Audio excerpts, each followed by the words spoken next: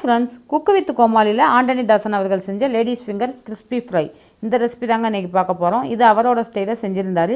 இன்றைக்கி நான் வித்தியாசமாக ரொம்ப டேஸ்ட்டாக ரொம்ப கிறிஸ்பியாக நம்மளோட ஸ்டைலில் எப்படி செஞ்சுருக்கேன்னு பார்க்கலாம் வாங்க. Welcome to Yasmiji kitchen.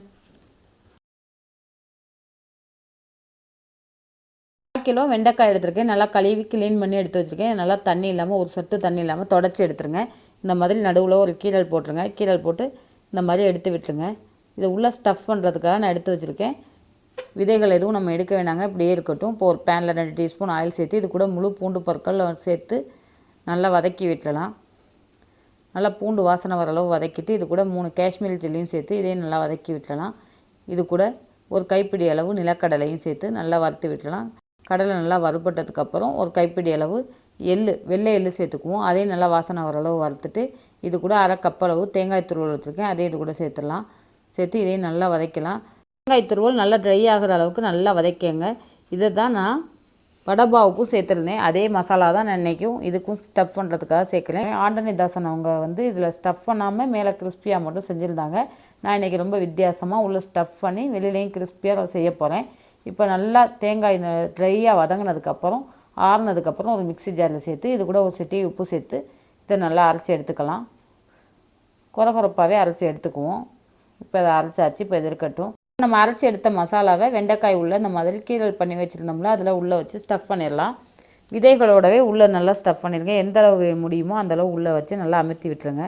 இதே போல் எல்லா வெண்டைக்காயிலையும் இந்த மாதிரி நான் மசாலாவை ஸ்டஃப் பண்ணி எடுத்து வச்சுருக்கேன். இப்போ எல்லாம் ரெடியாக இருக்குது. இப்போ பொரிச்சு எடுக்கிறதுக்கு மாவு ரெடி பண்ணிடலாம்.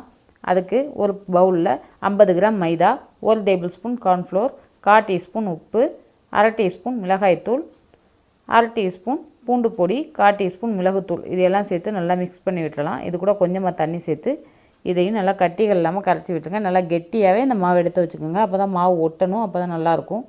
இப்போ இது கூட வெண்டைக்காயை இந்த மாதிரி டிப் பண்ணிடுங்க. நல்லா ஃபுல்லாகவே எல்லா பக்கமும் படுற மாதிரி டிப் பண்ணி பிரெட் க்ரம்ஸில் இந்த மாதிரி டிப் பண்ணி இப்போ எல்லா வெண்டைக்காயும் இந்த மாதிரி எடுத்து வச்சிடலாம்.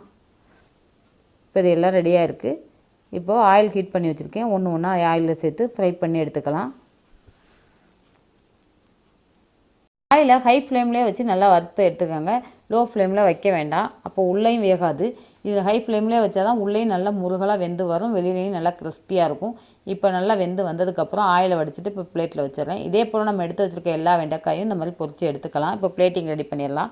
நம்ம பொரிச்சு எடுத்த வெண்டைக்காயை 4 எடுத்து இதில் வச்சிடலாம். கொஞ்சம் கட் பண்ணி வச்சுருக்க வெண்டைக்காயை இந்த மாதிரி பூ மாதிரி எடுத்து வச்சுக்கிறேன். கொஞ்சம் பீட்ரூட் கட் பண்ணி வச்சுருக்கேன், அதையும் இதில் எடுத்து வச்சிடறேன். உங்களுக்கு எந்த மாதிரி வேணுமோ அந்த மாதிரி டிசைனில் பிளேட்டிங் பண்ணிக்கோங்க. இப்போ இதெல்லாம் ரெடி ஆயிடுச்சுங்க. அவ்வளோதாங்க, அட்டகாசமான டேஸ்ட்டில் stuffed ladies finger crispy fry ரொம்ப சூப்பராக ரெடி ஆயிடுச்சு. இதே போல் நீங்களும் ட்ரை பண்ணி பார்த்துட்டு எப்படி இருந்துச்சுன்னு மறக்காமல் எனக்கு கமெண்ட்ஸில் சொல்லுங்கள். இந்த ரெசிபி உங்களுக்கு பிடிச்சிருந்துச்சுன்னா லைக் பண்ணி ஷேர் பண்ணுங்கள். மறக்காமல் என் சேனலுக்கு சப்ஸ்கிரைப் பண்ணுங்கள். தேங்க்யூ ஃபார் வாட்சிங்.